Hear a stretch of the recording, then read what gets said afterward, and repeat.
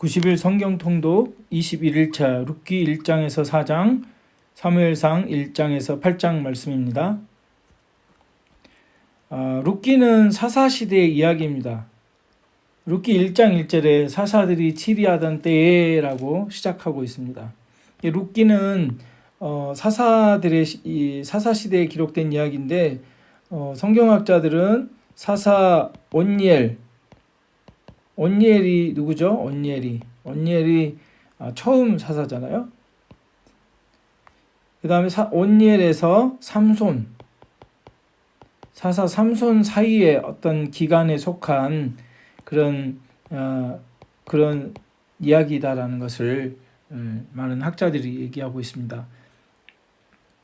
사사기를 통해서 사사시대에는 이스라엘 백성들이 자기 소견에 옳은 대로 행했지만 그 중에서도 신실한 믿음의 가정들이 있었다. 사사시대에 흉년이 들었습니다.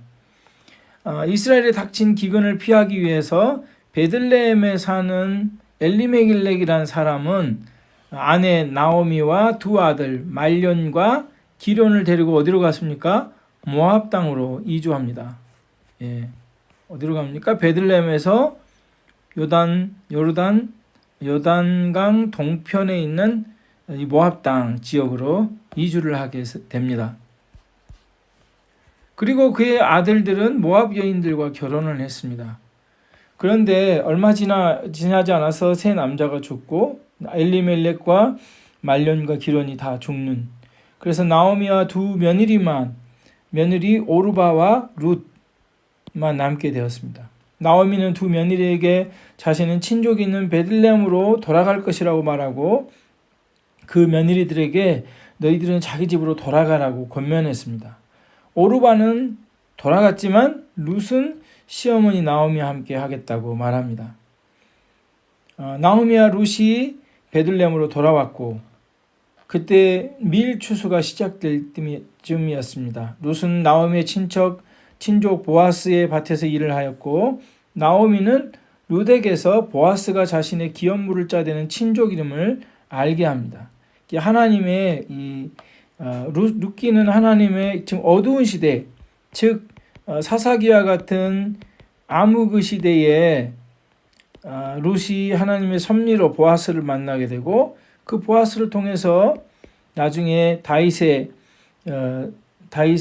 자손의 다윗 왕의 어떤 조상이 되는 그런 일들을 하나님께서 일으키시는데 다윗을 통해서 예수 그리스도가 탄생하시잖아요. 다윗 자손 가운데. 이것은 무슨 말이냐면 이런 암흑의 시대에도 하나님께서는 하나님 나라의 회복의 의지, 하나님 나라의 회복과 통치를 위해 계속해서 이스라엘 역사를 통해서 일하고 계신다는 거죠. 그리고 인류의 구원을 위해서, 구속 사역을 위해서 계속해서 하나님께서 일하고 계신다는 것을 알 수 있습니다. 룻은 이스라엘의 친족의 권리를 주장하여 보아스에게 청혼을 하고 보아스는 이를 수락하여 두 사람의 결혼을 하게 됩니다. 그리고 그들이 낳은 자녀는 오벳이었고 오벳은 다윗의 할아버지, 오벳의 아들이 이새죠. 이새는 또 다윗을 낳습니다. 룻기는 사사기의 절망적인 이야기를 희망으로 바꾸는 이야기입니다. 믿음의 여인 룻을 통해서 다윗이 나고 예수 그리스도의 족보를 이어가게 하는 희망을 보여주고 있습니다. 우리가 구속사적인 관점에서 보면 하나님의 구속의 사역을 계속해서 이루어가고 계십니다. 하나님은 암흑과 혼란의 시대에도 사사시대에 이러한 아름다운 믿음의 가정을 두시어 당신의 구원의 역사를 이루어 가시는 것을 보게 되는 것이죠. 룻기 1장에서 4장입니다. 고통을 감수한 사랑이 열매를 맺다. 사랑의 선택. 베들레헴 땅에 기근이 들어 엘리멜렉은 그 아내 나오미와 두 아들을 데리고 모압 땅으로 떠납니다. 그곳에서 두 아들은 모압 여인과 결혼하게 되고 얼마 지나지 않아 엘리멜렉과 말련과 기론 두 아들이 모두 죽게 됩니다. 그래서 졸지에 나오미와 두 며느리는 과부가 되었습니다. 나오미는 고향으로 돌아가기로 결심하고 두 며느리에게 자기 집으로 돌아가도록 권면합니다.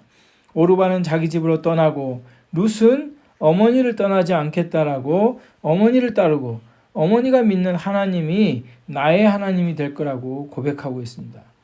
내게 어머니를 떠나며 어머니를 따르지 말고 돌아가라 강권하지 마옵소서. 어머니께서 가시는 곳에 나도 가고 어머니께서 머무시는 곳에 나도 머물겠나이다. 어머니의 백성이 나의 백성이 되고 어머니의 하나님이 나의 하나님이 되시리니 어머니께서 죽으시는 곳에서 나도 죽어 거기 묻힐 것이라고 고백하고 있습니다. 룻의 고백은 사사시대의 우상을 섬기고 얼마나 우상을 섬기는 시대였습니까?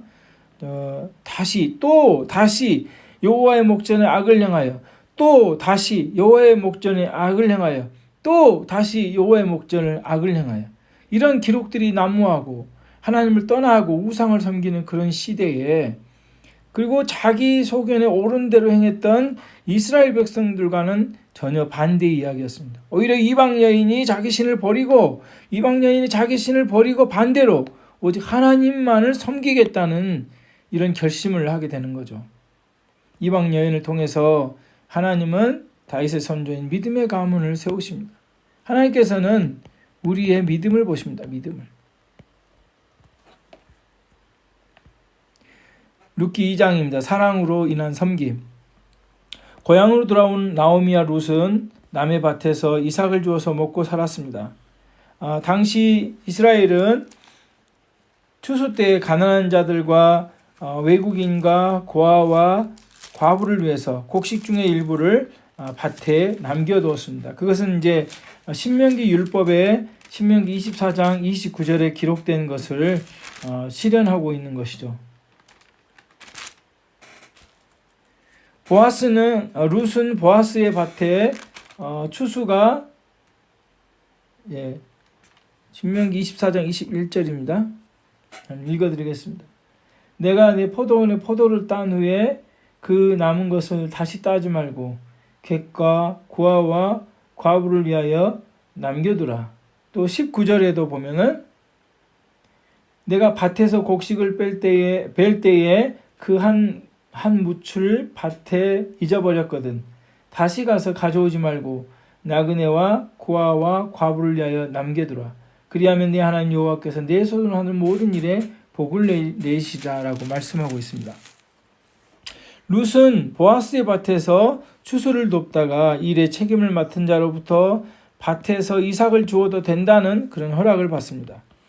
룻이 나오미의 며느리로서 룻의 착한 행실에 대해 들은 보아스는 일꾼들에게 그녀를 위해서 곡식을 좀 더 남겨두라고 지시합니다. 그리고 룻을 불러서 자기 일꾼들과 함께 식사를 할 수 있도록 해주는 거죠.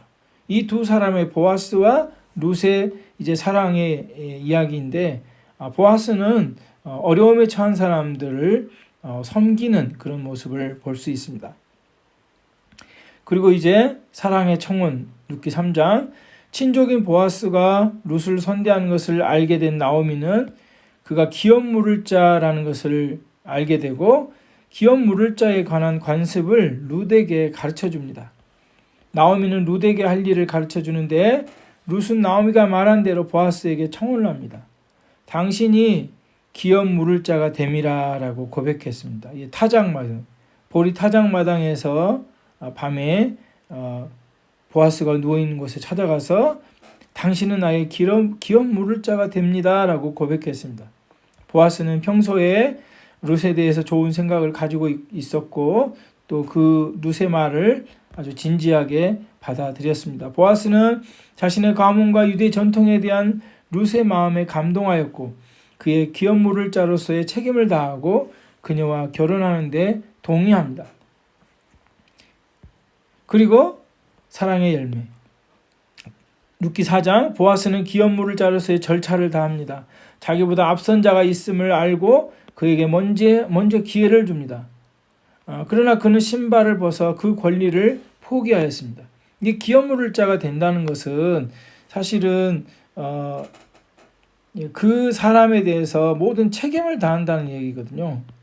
책임을 다한다는.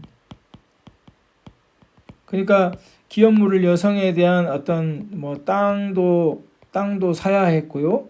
그리고 그 사람도 책임져야 했습니다. 모든 것을 책임져야 하는 어떤 중요한 그런 일을 해야 했기 때문에 기업 물은다는 것이 쉬운 일은 아니었습니다. 이것은 어떤 희생이 따라야 됐고요. 그 다음에 섬김, 사랑이 있어야 가능한 이야기죠.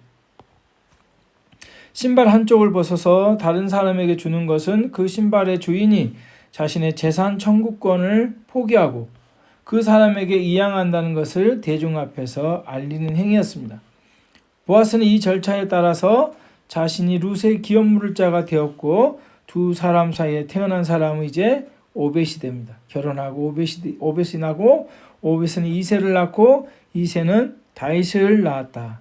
그래서 다윗은 예수님의 조상이 되는 모습을 볼 수 있습니다. 이게 하나님의 구속 사역이죠. 인류를 위한 구속 사역. 우리가 중요한 것은 창세기 3장 15절의 원시복음에 여자 우선은 내 머리를 상할 것이요. 그 말씀. 그 다음에 창세기 12장 1절로 3절과 다른 구절이 많이 있지만 하나님께서 아브라함을 선택하셔서 약속하신 그 약속을 하나님께서 지금 이루고 계시는 거죠. 아브라함에게 약속하신 내용이 첫 번째 땅, 여러분이 얘기했지만 두 번째 민족, 큰 민족이 되게 하겠다. 지금 땅을 얻었었잖아요. 그리고 큰 민족이 되게 했고, 그 다음에 세 번째는 뭡니까? 모든 민족이 너로 말미암아 축복을 받게 할 것이다. 축복을 받게 할 것이다. 이 하나님의 약속이거든요. 언약인데 지금 첫 번째, 두 번째는 이루어졌지만 모든 민족이 축복받는 길로 나아가기 위해서 하나님께서는 이제 사무엘 상하를 통해서 다윗이라는 왕을 통해서 또 다른 언약을 맺으십니다. 그리고 예수 그리스도, 인류를 구원하시기 위한 예수 그리스도의 탄생이 이루어짐으로써 하나님의 언약이 성취가 되어가는 것을 보여주고 있습니다. 보아스는 어떤 사람입니까? 보아스는 이스라엘 백성이 여리고성을 점령할 때 믿음으로 이스라엘 백성에게 길을 열어주었던 라합의 아들이었습니다. 살몬은 라합에게서 보아스를 낳고 라합은 보아스를 키우면서 그에게 살아계신 하나님에 대하여 가르쳤을 것입니다. 보아스의 어머니가 라합이잖아요. 라합은 이스라엘 백성들이 가나안 땅을 점령해 들어갈 때 여리고 성을 점령해 들어갈 때 두 정탐꾼을 숨겨주고 그리고 이스라엘 믿음을 가지고 도와줬던 사람입니다. 그래서 라합은 보아스를 키우면서 살아계신 하나님이 어떤 분인지 그 아들 믿음으로 잘 키웠을 것입니다. 그래서 남들이 다 각자 자기의 소견에 오른 대로 살아가는 시대에 하나님의 말씀대로 살아가도록 가르쳤다는 것을 알 수 있습니다. 보아스는 하나님이 인간에게 주신 율법대로 행했습니다. 룻기는 믿음의 여인 룻의 이야기지만 믿음의 가문에서 자란 보아스를 통해서 두 사람의 믿음의 자손이 대대로 계승되는 그런 이야기인 것입니다. 사무엘상입니다. 사무엘상하는 히브리어 성경의 원래 한 권의 책이었습니다. 사무엘상하는 사사시대 말부터 다윗 통치 말년까지 약 100년에 걸친 이스라엘 역사를 기록하고 있습니다. 사무엘상하가. 이것은 본질적으로 사실은 종교사입니다. 하나님과 이스라엘 민족의 이야기이고 특히 하나님과 그 민족 지도자들의 이야기입니다. 하나님께 순종하는 것은 성공의 열쇠로 간주되었고 불순종은 재앙을 초래한다는 그런 기록을 하고 있습니다. 사무엘상은 사사기의 연장선상에서 읽어야 합니다. 사사기의 마지막에 이스라엘은 왕이 없어서 자기 소견에 오른 대로 행했다고 했습니다. 그래서 하나님은 마지막 사사 사무엘을 사사시대가 몇 년이죠? 사사시대는 총 약 350년입니다. 350년을 추측할 수 있습니다. 12명의 사사가 100년 정도 되고 그 다음에 마지막 사무엘이 50년 정도 통치를 하고 총 350년이라고 우리가 이야기할 수 있겠습니다. 하나님 마지막 사사 사무엘을 통해서 이스라엘의 왕을 허락하십니다. 사실 이스라엘 백성에게 있어서 하나님이 왕이셨습니다. 그러나 하나님은 인간 왕을 요구하는 이스라엘 백성들의 요구를 들어주시고 사울을 이스라엘의 초대 왕으로 세우셨습니다. 그러나 사울이 하나님께 불순종하자 하나님은 그 왕위를 폐위하셨습니다. 그리고 하나님의 마음에 맞는 사람 다윗을 왕으로 세우십니다. 사무엘상하는 사무엘과 이스라엘의 초대 왕 사울에 대한 이야기보다 사실 다윗 왕에 대한 이야기가 주를 이루고 있다고 합니다. 있다고 할 수 있습니다. 사무엘상 1장에서 3장입니다. 마지막 사사 사무엘의 등장. 하나님은 사사 시대의 어두운 역사 가운데서 그들을 인도할 한 사람을 준비하셨습니다. 마치 애굽의 노예가 되었을 때 이스라엘 백성들을 인도할 모세를 준비시켰듯이 하나님은 사무엘을 준비시키시죠. 임신하지 못한 한나라는 한 여인은 하나님의 성전에서 아들을 달라고 눈물로 기도했습니다. 그녀는 얼마나 애타게 기도했으면 소리를 내지 못하고 그녀의 마음속 깊은 곳에서부터 간절히 기도했습니다. 그래서 그녀의 얼굴이 붉어졌고 그것을 지켜본 엘리 제사장은 한나에게 다가와서 포도주를 끊으라고 말합니다. 한나는 자신의 답답한 심정을 하나님께 고백한 것이라고 말합니다. 엘리는 한나의 이야기를 듣고 하나님께서 기도를 들으셨다고 하였습니다. 한나는 하나님께 구한 대로 아들을 낳았고 그녀가 하나님께 소원한 대로 사무엘이 3살이 되었을 때 약속대로 아들을 하나님께 바쳤습니다. 사무엘은 어려서부터 제사장 엘리 아래서 자라며 제사장 수업을 받게 됩니다.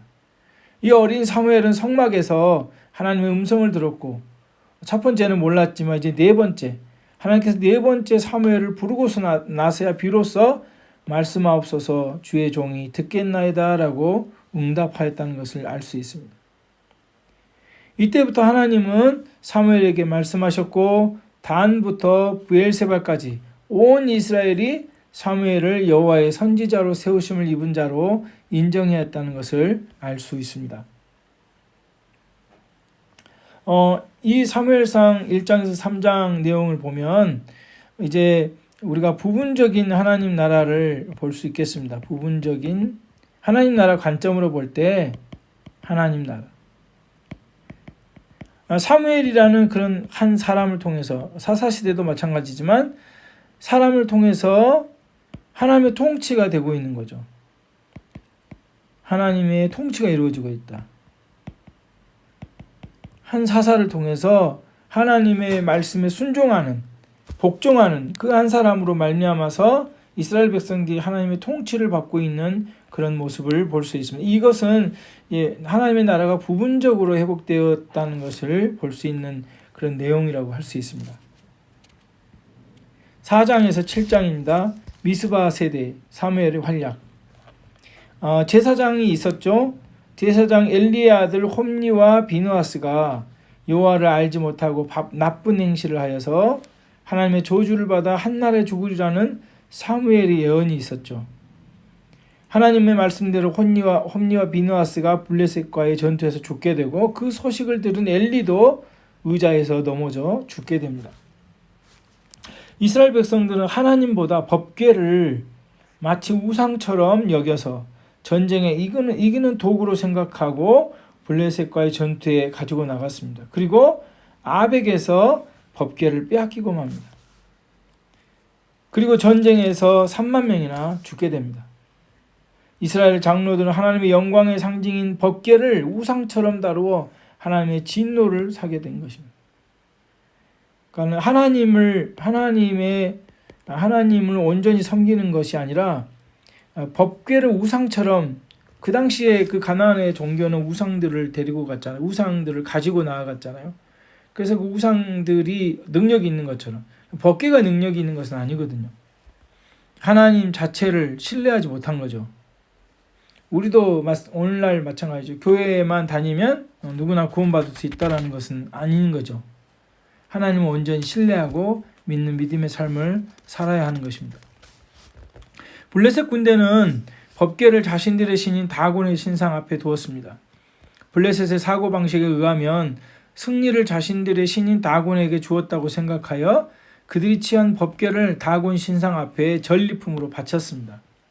그런데 하룻밤이 지난 후에 다곤 신상은 마치 경비하듯이 법궤 앞에 엎드려진 모습으로 발견됩니다. 그래서 그들은 이제 다른 곳에다가 두는데 그 다음날 아침에는 신상의 손과 머리가 떨어져 나갔습니다. 이것은 블레셋인들이 포로로 잡은 왕을 처단할 때 그렇게 했다는 것입니다. 포로로 잡은 왕을 처단할 때 그 왕의 손과 머리를 잘라서 그렇게 했다는 거죠. 하나님은 블레셋에 진노하셨고 그래서 그 백성에게 심한 독종을 일으키셨습니다. 블레셋의 아벡에 있던 법궤는 다곤 신당에 있는 아수돗으로 옮겨졌습니다. 거기 있다가 다곤 신상에 목이 부러지는 일이 일어납니다. 그래서 다시 가드 지역으로 보내지죠. 그러나 이번에는 가드 지역에 재앙이 일어납니다. 그래서 다시 에그론 지역으로 보내집니다. 7개월이 지나자 이제 블레셋 사람들은 법궤를 돌려보내기로 결심을 합니다. 자기 지역에 있으면은 재앙을 계속해서 입는 모습을 볼 수 있기 때문에 이스라엘 백성들이 아벡 전투에서 블레셋에게 법궤를 빼앗기고 그 법궤가 아스돗에 놓여졌다가 재앙이 일어나고 또 가드에 놓여졌다 재앙이 일어나고 에그론으로 옮겨졌다 재앙이 일어나고 이제 벳세메스까지 옮기게 됩니다. 그래서 이 벳세메스에서 이스라엘 기란 예아림 땅으로 가서 약 법궤가 20년 동안 방치되어 있는 모습을 볼 수 있습니다. 그리고 벳세메스에서 법궤 안을 들여다본 벳세메스 사람 70명이 즉사했습니다.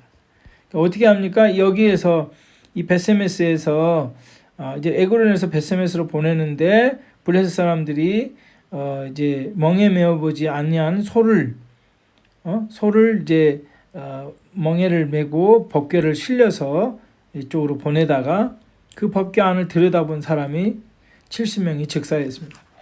법궤는 다시 기럇 예아림 아비나답의 집으로 옮겨지고 거기서 20년 동안 있었다고 합니다. 그래서 이 법궤를 누가 가지고 예루살렘으로 갑니까?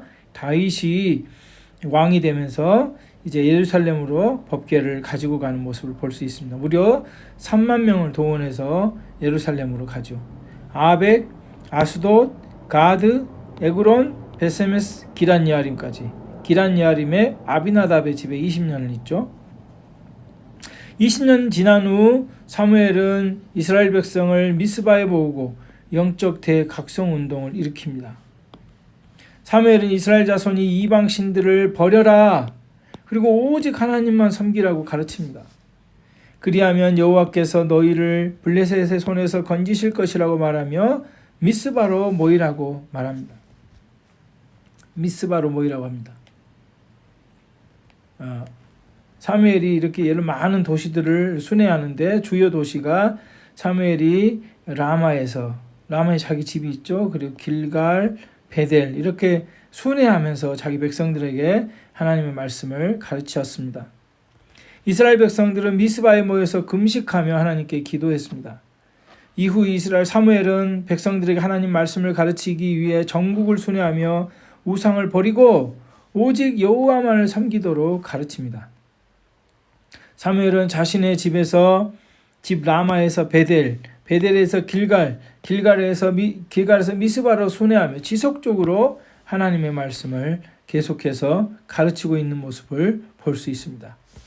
오늘날도 우리가 영적 부흥에는 첫 번째 회개가 있어야 되고 우리의 회개가 있어야 되고 두 번째는 말씀의 선포가 있어야 됩니다. 말씀의 부흥이 일어나야 됩니다.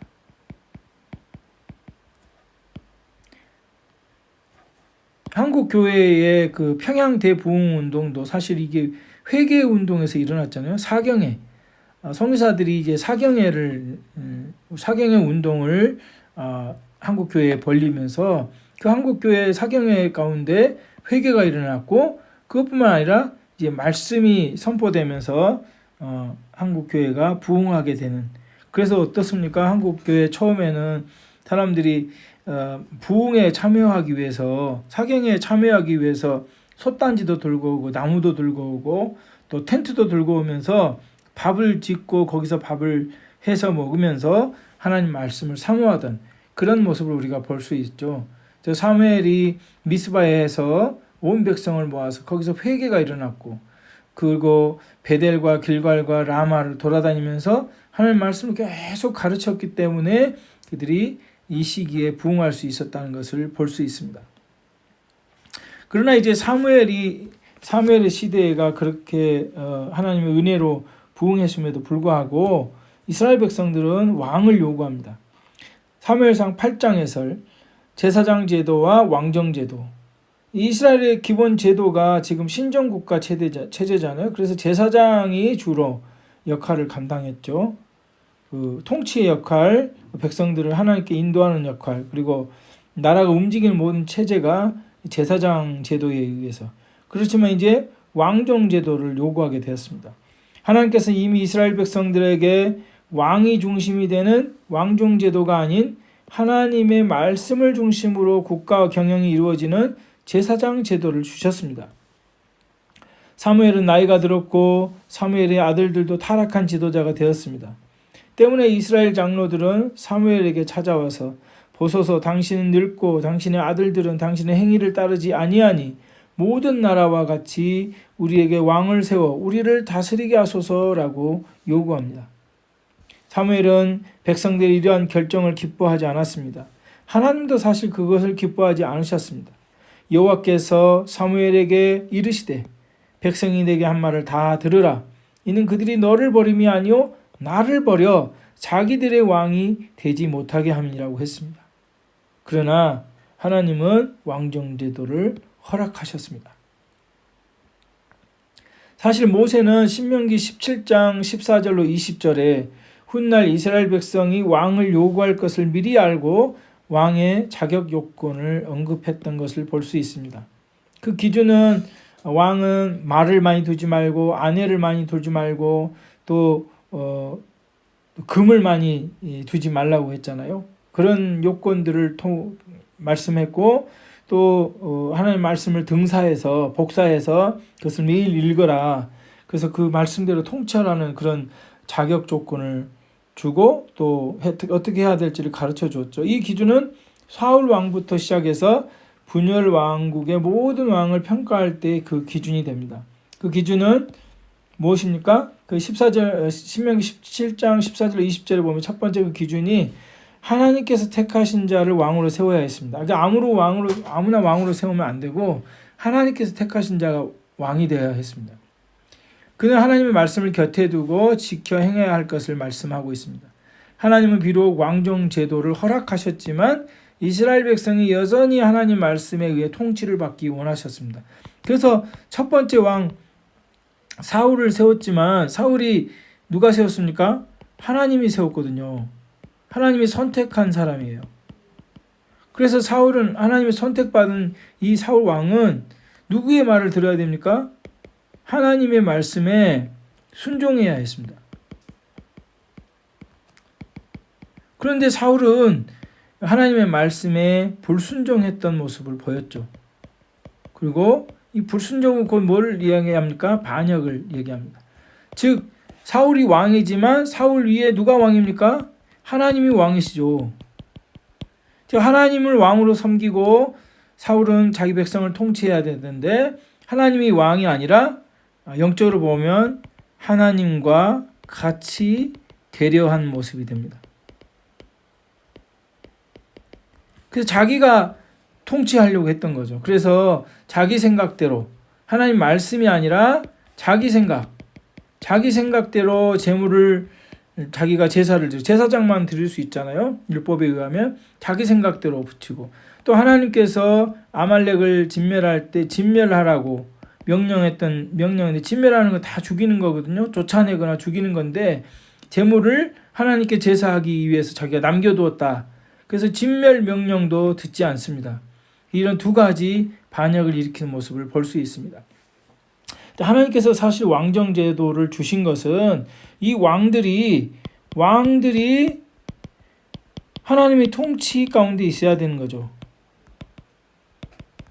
그래서 사실 다윗을 하나님께서 기뻐하신 이유가 다윗이 물론 바세바를 간음을 하고 또 바세바의 남편 우리아를 죽이긴 했지만 그 위를 빼놓고는 모든 것을 사실 하나님께 복종하고 하나님께 묻고 하나님의 뜻대로 행하려고 했던 그런 다윗의 모습을 볼 수가 있는 거죠. 그래서 하나님께서 다윗을 내 마음에 합한 자라 하는 그런 말씀을 하셨던 겁니다.